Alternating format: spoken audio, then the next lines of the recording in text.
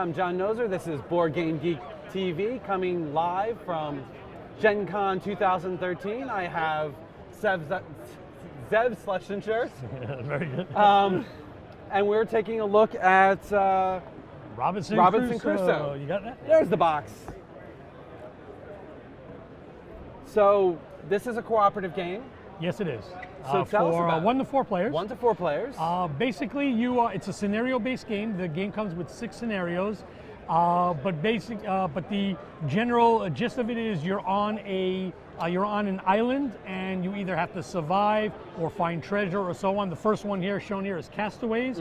This is where we're all stranded on an island, and the object of this scenario is to build a wood pile and a fire so we can call on a ship by the 10th, 11th, or 12th round in order to be rescued. Okay, and then... And for example, there's Cursed Island. This is where you just have to exorcise some spirits from 3 or 4 locations, and that's the goal of the scenario. You have special things you can build. So each scenario has special icons and so on that are used within that scenario. Cool. Yeah. In this game, you're all playing a role. So we have a carpenter, explorer. There's a cook, and I forgot what the 4th one was.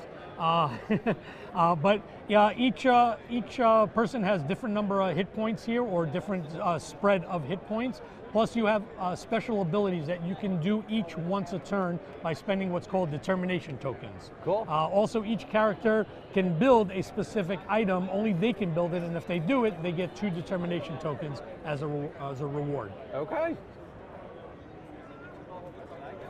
All right. So how does this game work? Oh, the soldier is the other one. Now I remember. Yeah. There we go. Cook and soldier.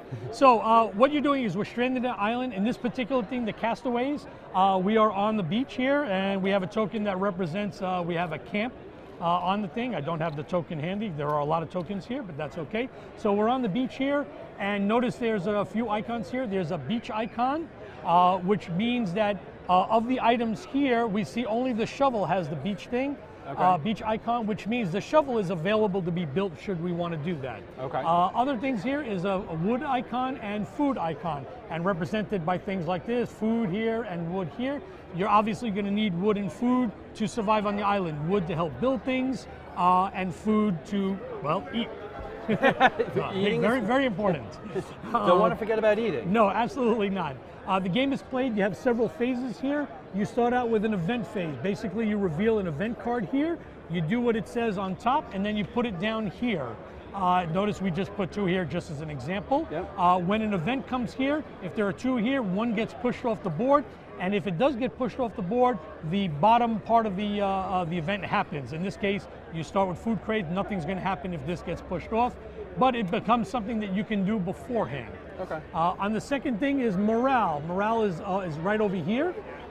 This is basically the start player, which rotates, will get no determination tokens, or it can get 1, 2, or help, or they can lose determination tokens. Depending on how morale is. Okay. Exactly. So you check the morale here, and the starting player gets tokens or loses tokens based on that.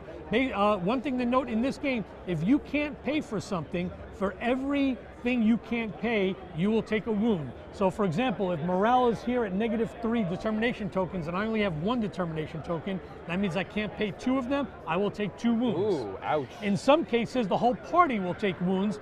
In this particular case, the starting player will take wounds. Okay.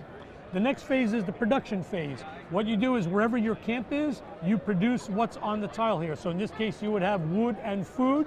I just put this in for examples. This all would not be here at the time, but basically these would become available. Okay. What to note over here is this is what's available now. This is what's available future during the action phase. Okay. Why that's important is if you're going to build something or do something, you can only use what's available here, not what you're anticipating you're going to get. That makes sense. That makes Okay. sense. So for example,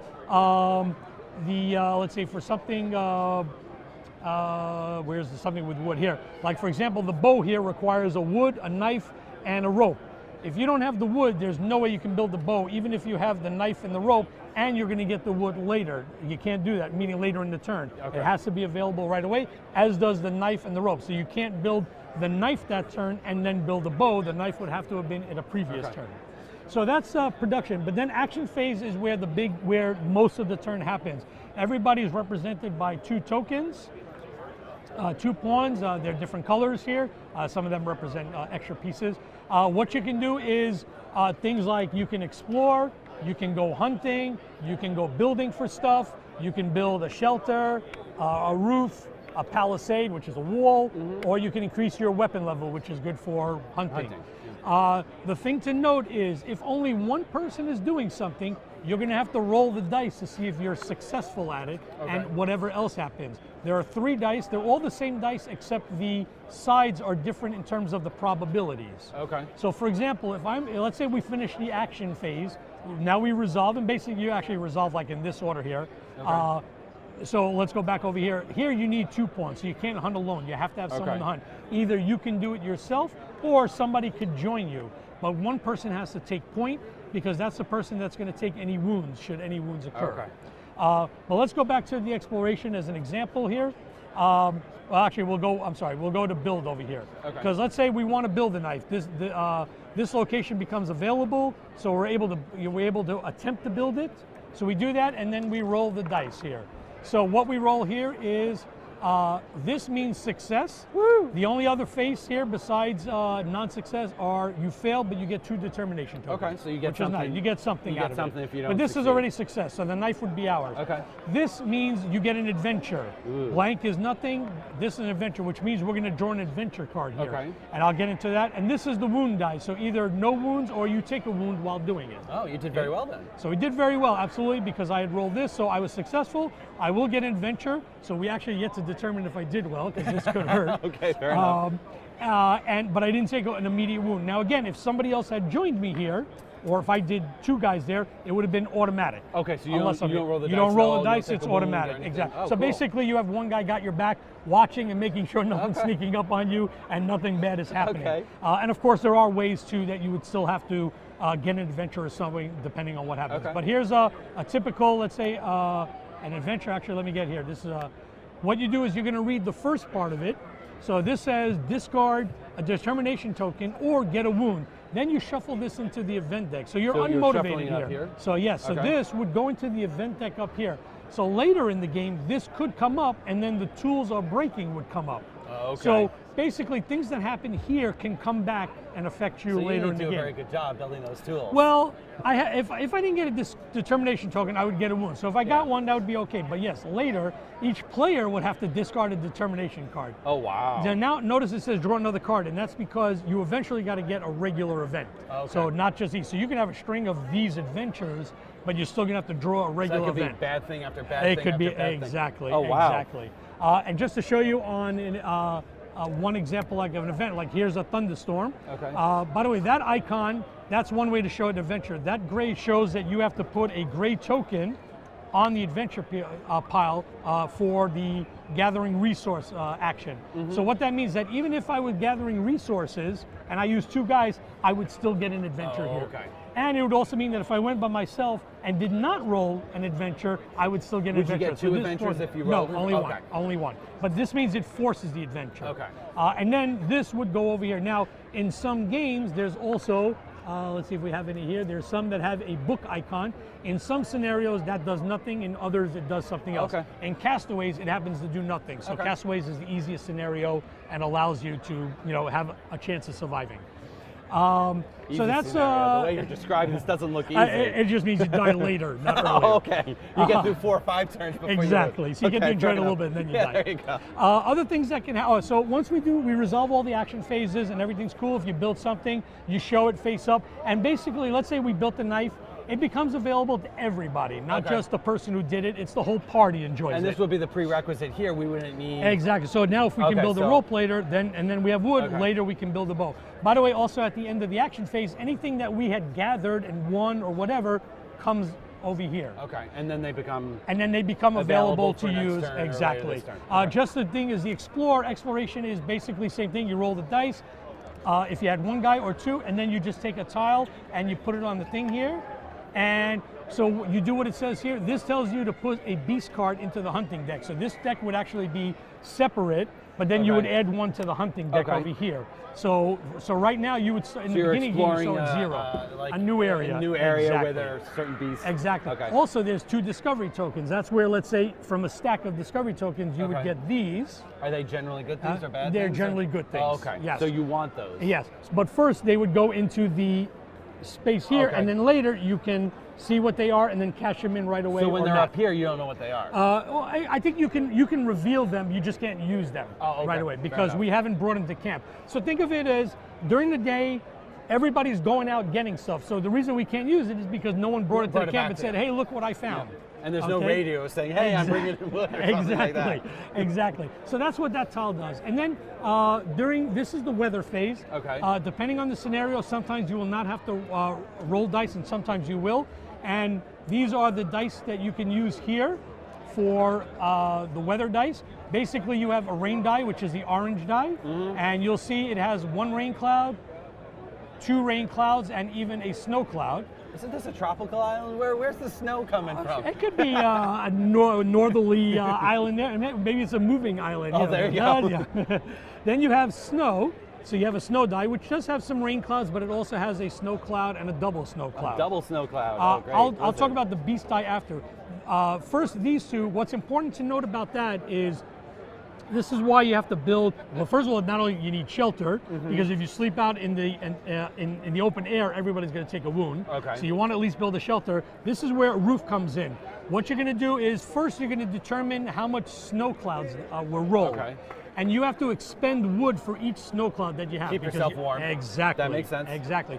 Then you have to count all the total clouds that you rolled, and you subtract that from your roof level. Okay. If there are more clouds than roof level, you're going to have to sacrifice food and wood in order to not take hits. So in this situation, if you had, let's say, no roof, you'd be doing 3 wood for the snow, then 3 food. Well, we'll do it separately. So you would do 2 wood first. So you'd have to pay 2 wood, for example, for that. Okay. And then since there are 3 clouds and you had no roof, then you'd have to get rid of 3 more food and 3 wood. Now here, so it would be, well, I got rid of 2 food, so we're 1 shy, which means we all take a wound. So we all take a wound. And here I paid 1 wood. I'm 2 shy. We take 2 more wounds. So yes, so that's why it's very important that once the weather dice are rolled, you have to watch out for it. Okay. And then every so often you'll roll the beast die. That symbol here, for example, means your palisade level goes down. If you have no palisade, you all take a wound. Okay. All right. So that would be like a beast attacking you or something like that. And you had no wall to protect you. Okay, fair enough. This way you lose a food. Oh, they stole our food. They stole our food, ate it or whatnot. And of course there's a blank side, and then there's the beast icon. Basically you have to fight an animal that requires a weapon level of 3 or better to defeat. And again, for every weapon level you don't have, you're going to suffer take a wound. Exactly. So yes, there's a lot of wounding going on here. So you're not getting out of this unscathed? No, absolutely not. And then during the night phase, everybody has to eat. Basically, everybody has to eat 1 food. If you don't eat, you could choose who doesn't eat. They take 2 wounds if they do not eat. Oh, wow. So yeah, eating is very important. You could be dead by the end of the first round. You could. Well, that's why I said some scenarios are easier than others. Right. Also in the night phase, you get to determine if you wish to move your camp, and that's important if you want to further explore. Okay. Also, if you want to go on a tile, for example, some tiles might have a shelter icon. Let's see if I can grab one here, like here, for example. So here, if you didn't build a shelter, at least that has one. So if you move your camp on it, you'll have a built-in shelter. Okay. And by the way, to build stuff over here, weapon level is 1 wood. But to build a palisade, roof, or that depends on the number of players. You're paying food or fur. And fur, a lot of it is you get not only from adventures, but of course you get it from fighting beasts. For example, here's a boa. You need a 2 weapon level to fight him. You'll reduce your weapon level by 2, so you lose some weapon level. But he does provide you 2 food, but no fur because it's a snake. Yeah. But there are bears, foxes, gorillas, and stuff. Oh, there's a gorilla. Yeah, that's going to give you some fur. That's nasty. Yeah, you need 6 weapon level. You lose 3, but you gain 5 food and 2 fur. Yeah. And actually, after the fight, you get a determination token. Well, so there you go. he was a tough one. I don't know. I think the snake should give you like snakeskin boots or something. I mean, you could do something with it. Keep your foot warm or something. Exactly. I mean, it's something. Hey, maybe we could do a little clothing expansion. Exactly. Or something like There you go. But that's the gist of the game. So basically, again, events, Your morale, you check your morale, rotate star player. Production, you produce things available. You do your action phase where you build, explore, gather resources, take care of threats, go hunting, and so on, and you got pawns to do that. Then we do the weather phase, you roll any dice if you need, and then the night phase where basically you resolve, you eat, you see if you have shelter, and start the night. And then you just go to the next round and continue. Just other little things here, we have mystery cards. So these are things that could be monsters, traps, or treasures. Oh, so could be good things, could be bad things. And some discovery tokens will allow you to draw from it, and some adventures will allow you to draw from it. That makes sense. And it'll tell you what you can do. For example, the first one that I revealed here, this one was like put a minus pawn icon on the building action field. What that means is basically you'd have to put an extra pawn in order to do it. So you can't put one minimum. Once it's used, it's gone. But for that next turn or whatever, you have to put minimum 2 guys to do a build action. And would you be rolling rolling you still the have dice? to roll. Oh, Yep. And 3 would be safe. Okay. Exactly. Wow. Exactly. And that's Robinson in a nutshell. I mean, there's other actions. I'm sorry. You can do some camp actions where you can gain morale or determination tokens, and also healing. Okay. Well, that's good. You're going to need the healing after all. You're going to need healing. Yes. Absolutely. Well, this looks really exciting. It looks really hard. It is, but the cool thing is you can play solo as well. You can add, not only can you play one of the roles, we also have a dog, and we have Friday. So you can have Friday help you can have a dog help you, and so on. So it's, more little things that you can add to your turn. Cool, very exciting, very nice. Thank you very much. And this is available right now? This is available, I would say, probably by the end of the month or so, maybe September. The bulk of the game should hit distribution. Cool, Yes, sounds good. Well, thank you very much. My pleasure, thank you.